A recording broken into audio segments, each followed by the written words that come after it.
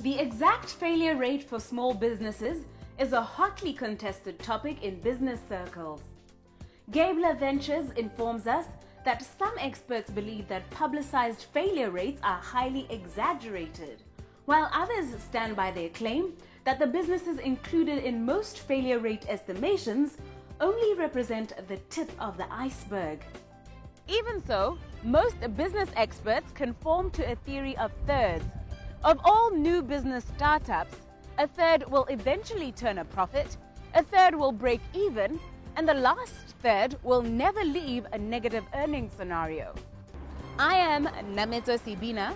Welcome to First Issues.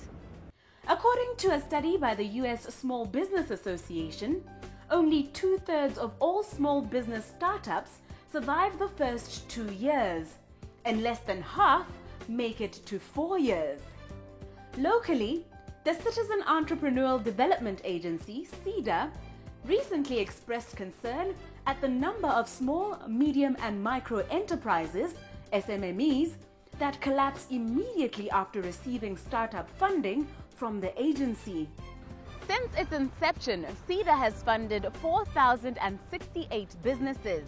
Out of that number, a total of 743 are reported to have failed to perform and, as a result, were foreclosed. From these statistics, we can begin to appreciate that starting and maintaining a profitable business requires a lot of bravery and tenacity. Andrew Morrison, the founder of Small Business Camp, says the number one indicator of entrepreneurial success has been found to be having had an entrepreneur in the family or having been employed in a startup company. Not all of us have this advantage of knowing people who have formed and grown a successful business and who can provide guidance to those of us eager to take on this intimidating path. Tonight on First Issues, we attempt to rectify this disadvantage by presenting to you the first-hand experiences of someone who has and continues to achieve success in startup businesses, in the form of a sit-down with a visiting American businessman, Andrew Morrison, who has previously built a multi-million-dollar company by providing innovative direct marketing services to Fortune 500 companies, trained thousands of entrepreneurs from Nigeria to Hawaii, lectured at Harvard University, and appeared on The Oprah Show as a young millionaire. There's nobody better equipped to tell us Andrew Morrison's story than he is himself. And so we begin tonight's conversation by asking him to take us through his journey into the world of business. My story is a typical American entrepreneur story, where you start as a young person and you simply want to make some money. And also, I'll tell you that you also want to impress the girls as well, as a young person. And you simply want to become successful. And you start with very simple activities as a young person. So for me, it was a paper route. For me, it was distributing also advertisements in different people's homes. So I always had this passion, this drive, this creativity when it comes to making my own money. I work with a lot of young parents right now and tell them, be very careful about taking or borrowing your children's money, because what happened to me is that my mom would always borrow my money from me, so it became a disincentive to go out there and make money. And so from there, I just really started to pursue other business ideas, and I discovered I had a knack when it comes to taking a problem and turning it into a business. From the humble beginnings of a paper route, how did Andrew earn his first million? Like many people, when you first start out in business, you have several different ideas and you're not really focused. I was doing a travel agency, I was writing computer software, I was selling computers, I was repairing computers, I was all over the place. And people need to really recognize the power of being focused and being known for one thing. In addition, one area of my company was direct marketing, or what they call database marketing. And so I made my first $1 million by working with large companies like Procter & Gamble, Kraft Foods, by helping them solve some of their marketing problems by doing direct mail programs to certain what they call heavy users. So as a packaged goods company, you're willing to spend a lot more money on people that would buy a lot more products. And so I really began to develop a specialty in the area of database marketing. Every entrepreneur faces challenges when starting up a business. What challenges did our guest have to face along the way? The number one challenge, I think, is focus. Is really recognizing the power of growing rich in a niche. You want to be able to find people who you can cost effectively reach, and they have an emotional commitment to paying you money to solve a problem. So once you have a niche, then you can become a lot more successful. Your business success should be automatic, and I'm not taking away anyone's struggles when it comes to business, but it becomes automatic if you're in a proper industry, if you have the proper team in place. The next thing that many entrepreneurs need to be careful about is fast growth. And that's something that really tripped me up. And so I grew a company to 5 million US pretty quickly, and I did not put the proper internal controls in place. Here's something that many entrepreneurs, smart entrepreneurs, don't want to admit, that there's a great deal of fraud that occurs in our own companies. That we start hiring people, we make bad decisions, cash is coming in and out, there's no controls in place, and we don't want to admit to anybody that we may have had an employee who stole from us. And that happened to me, and it's an example of the importance of you building a team. It's the importance of you having a lawyer, you having an accountant who have worked with companies that are much larger. And so if everybody on your team, all of your advisors, have only worked with $1 million companies, then they can't advise you on what you need to have in place when your company is $10, $25 million. So I tell people you always want to be ready for your next zero. So you're at $100,000, but every zero you add to your company, you have to change. And many entrepreneurs are unable to change. So the way you run a $100,000 company is different from $1 million company, is different from a $10 million company. And so I'll admit, I did not make the proper jump from $1 million to $10 million. I got stuck at 5 million only because I did not really put the proper financial controls in place. Other than overhauling his internal controls and surely hiring a lawyer and an accountant, in which other ways did Andrew resolve his initial challenge? I resolved it by having a better understanding of what I call lifestyle. That you want to actually work backwards from a lifestyle. Don't be so focused on making 5 million, 10 million, $20 million. Think about how much money you're putting in your pocket. And so I was able to refocus on my company, put a lot more money in my pocket, have a lot more time for my family, because it's really all about family, and it's really all about the quality of your life. I mean, time is the one thing you can never get back. You can always make back money, okay, but time is so precious. Many people think of quitting at the first sign of failure in business. Did our guest ever think of quitting? And what made him persevere? Entrepreneurs, we never actually quit. We may take a step back. I tell people the best time to start your own business is when you have a job. And so I've paused. I've taken jobs. I've worked at night as a typist, as a security guard. I've worked different odd jobs, but you never actually quit. It's really more of a pause as opposed to anything else. And so real entrepreneurs, we may pause, we may get a job, and then actually go back out there in the game. Mr. Morrison keeps making reference to what he calls a real entrepreneur. Is he implying that not everyone is cut out to be an entrepreneur? I'd like to make some distinctions between an entrepreneur and a business owner, an entrepreneur and a manager. Many of my clients who wanted to be entrepreneurs, I convinced them to be a business owner by opening up a franchise. So entrepreneurs, we have to admit, 90% of them fail within the first 5 years of business, 90%. Our franchise owners, only 5% fail. So some people need to have a system. A real entrepreneur actually creates the system. I'll say a business owner, a business manager actually works an existing system. And unless you're willing to fail forward, unless you're willing to what I call go from one area of incompetency to the next with enthusiasm, you can never be a real entrepreneur. So entrepreneurs are willing to make mistakes, get up, but fail forward. And I believe it's a personality trait. If you're not comfortable with facing your greatest fears, I'm afraid of heights. But I've done a number of different high ropes exercises at high altitudes that no one would think I'm afraid of heights. I don't really enjoy public speaking. When I was a young person, I had a very bad stuttering problem, stammering problem. I could never communicate extremely well. I had to practice that. So unless you're willing to confront your fears, it's best for you to work within an existing organization or start a company with a team of individuals and you play a role. But the more and more I've lived my life, the more and more I've worked with people, I realized the hard way that you should not try to learn everything I know. If you don't really have a passion for selling or really feel like you can, be careful about getting on this treadmill of always learning, but never really exercising your unique gift. So recognize your gift, then build a team of people who can compensate for those things you're not good at. Where does one even begin when transforming an idea or concept into a viable and sustainable business? Let's move past idea and concept. Let's focus on frustrations. Focus on somebody's frustration. A frustration is a doorway to a fortune.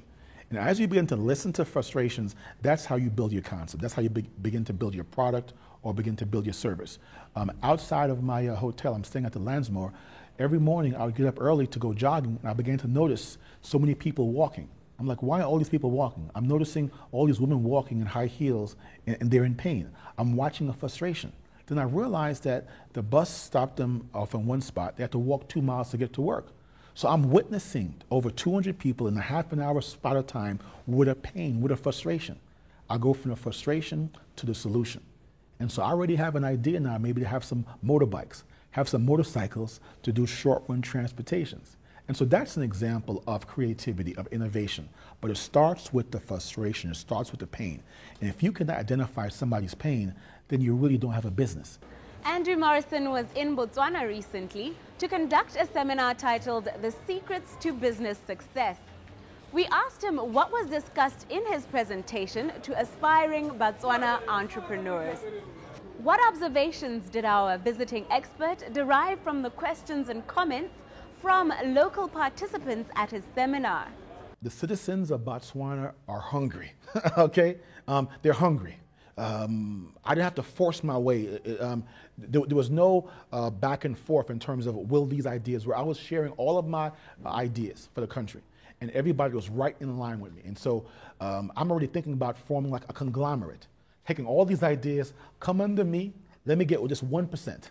I want 1% of 100 people's ideas as opposed to 100% of my own idea. And so I'm super excited that everyone is receptive. To me, this is fertile soil when it comes to entrepreneurship. And I'm just so excited to be able to be a part of that future harvest. Basically, I've been having a wonderful time here in Botswana sharing 11 secrets to business success. And the audience has been just very receptive to the ideas, to the drive here. The passion is here. I told everybody, listen, I just want 1% of everyone's business. You know, I will support you, give me 1%. I'm not greedy. And so I was giving out idea after idea on what they can begin to do to be able to turn other people's problems into a successful for-profit or even an NGO. You know, just because you're a non-governmental organization, or in the States as we call a nonprofit, doesn't mean you cannot pay yourself extremely well. So nonprofit doesn't mean no surplus. It's simply an accounting term. And this is why, and I've been talking to individuals earlier, it's so important for us to develop a network of lawyers and accountants that can support the entrepreneurial process. You know, there's an area in California called Silicon Valley. Tremendous entrepreneurial success stories. And the real secret to their success is the business climate of lawyers and accountants who are able to structure their fees in such a way that anybody with an idea can really have the proper legal structure and a proper accounting structure. Any entrepreneur who doesn't have a good lawyer or an accountant is definitely going to fail. Are effective business principles universal, or do different rules apply in different places? The principles that I share with you, I believe, are universal. The sun rises, you know, in the east. Sets in the west. And so there's some certain natural principles that you see in nature that also apply to business. On Sunday morning, I learned, consider the lilies of the valley and watch how they grow. So your growth, if a flower grows automatically, then your business should be growing automatically. If your business is not growing, it's because there's certain conditions that are preventing. It's like a seed. A seed grows automatically. And you can't rush your process. Some of you trying to rush your business, no. So there's a process of growth that you have to be willing to stay with. To conclude, we asked what is probably the most pertinent question with regards to startup business. And that is, where do most people get it wrong when it comes to starting and managing a business? They get it wrong, quite frankly, because they're new to business and there was nobody in their family. All right. Out of all the studies in the U.S., the #1 predictor of entrepreneurial success is this. Was somebody in your family an entrepreneur? Or did you work for an entrepreneurial company? To me, this is amazing. That 90% of the employees who work for a company that go from 90% of the first 50 employees that work for a company that go from 0 to 500 employees, almost 90% of those people leave and start their own big companies because they were there on the ground floor. And they know that this big shot, he or she is not really all that smart. I was there when the company grew. In this second half of our show, we move from business principles to the fundamental principles of personal finance management with advisor Edna Dambe of Money Matters Financial Consultants. In our series on personal money management, we have previously covered financial goal setting and budgeting, and tonight we focus on the topic of asset allocation. The term asset allocation is probably less familiar than words like goal setting and budgeting. We asked Edna to demystify this term. When we look at asset allocation in personal finance, we are looking at the items into which you will put your money, your investments, right? And in most cases, we're looking at two areas, or in all cases, we're looking at financial markets and we're looking at non-financial markets, right? So within the financial markets, your money can either sit in a bank account. You've got varying types of account, but those are cash savings, right? Your money can sit in a bond, and those are less accessible savings than what you would have in cash. Your money can sit in unit trusts, and these are well diversified instruments where you've got stocks, you've got bonds, you've got some cash, and at times some property. Do you understand? And your money can sit in shares. So these are the financial markets. And when we talk about asset allocation, you find some people concern themselves much more with the waiting to purchase that house before parting with a penny in savings. Now, on the non-financial markets, you're looking at property, you're looking at farming, you're looking at business. So an individual's personal financial portfolio will normally compose of some from the financial markets and some from the non-financial markets. But the important thing is, it's not so much what goes where, it is to start.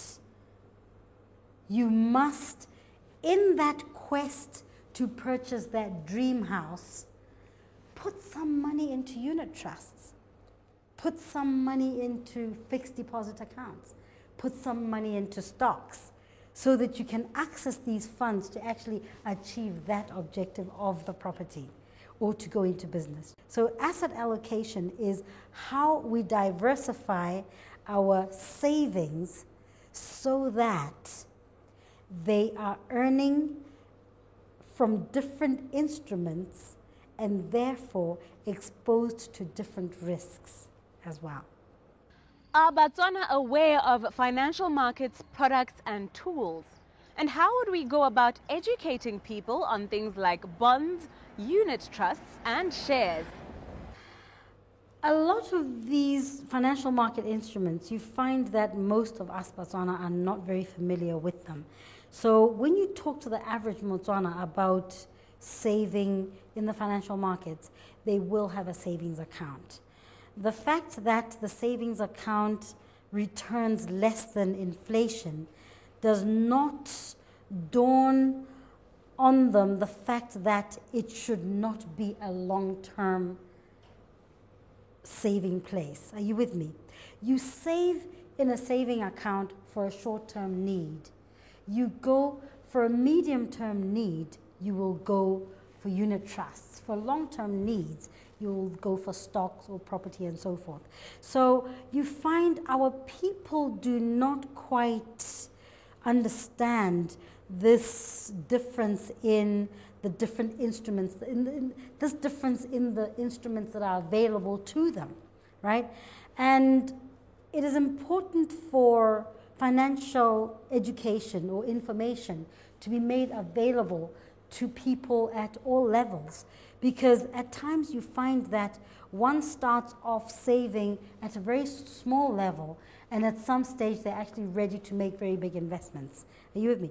So when you talk to people about their savings, the big thing is, why are you putting this money aside?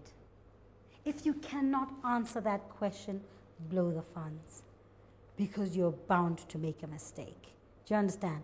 Answer the question, why? Once you say, I'm putting this money aside for my 10-year-old to go to university in 8 years' time, then you know you cannot put it into a savings account that returns less than inflation. So to answer your question, no, we do not have this information easily at hand, right? And that takes us to the point where one needs to appreciate government's role in financial education, family roles in financial education, the school system. Asset classes should be basic knowledge from Form 1. You should be asking a child, what is a stock? They should just be rolling it out. Do you understand? So our education system needs to introduce these in the minds of our children so that they understand their value. From our conversations tonight, I'm inclined to single out the concept of failing forward as a valuable one to take into this new year. And I am certain that in our efforts to improve both our livelihoods and our financial management skills, there will be some hits and some misses. But from tonight's program, we learned that our recovery can be in a forward-moving direction. To keep this resolution of failing forward in mind as the year progresses, you can access this and other episodes of First Issues on both YouTube and Twitter. From me, Namitso Sibina, the team behind First Issues, our loyal sponsors First National Bank, we wish you a happy and prosperous new year.